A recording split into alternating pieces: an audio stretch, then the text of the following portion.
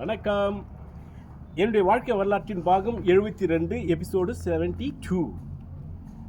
தினந்தோறும் என்னுடைய படிப்பு ரொம்ப சூப்பராக நடந்தது. அக்கௌண்டன்சினுடைய படிப்பு முடிஞ்சு போச்சு. இப்போதைக்கு எக்ஸாமுக்கு போகணும். எக்ஸாமுடைய தேதி நான் கொஞ்சம் மறந்துட்டேன்.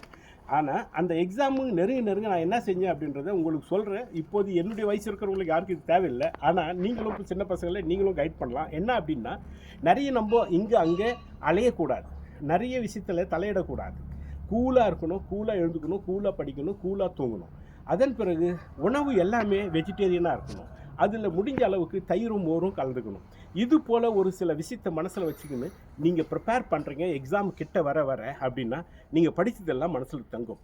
அதன் பிறகு பஸ்ஸில் போகிறீங்களா, காரில் போகிறீங்களா, நிறைய யோசனை பண்ணின்னு போகக்கூடாது. உங்கள் பாட்டுக்கு கூலாக போங்க, சாந்தமாக போங்க. எக்ஸாமினேஷன் சென்டருக்கு போகிறீங்களா, அங்கே போயிட்டு அவசரமாக புக்கை படிப்பானுங்க, அதெல்லாம் படிக்காதீங்க.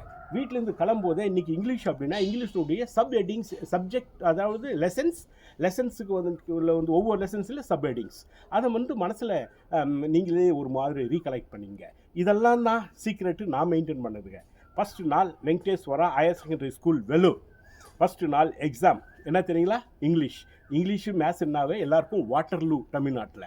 என்ன நடந்ததுன்றதை அடுத்த வீடியோவில் சொல்கிறேன் உங்களுக்கு. ஓகே, வணக்கம்.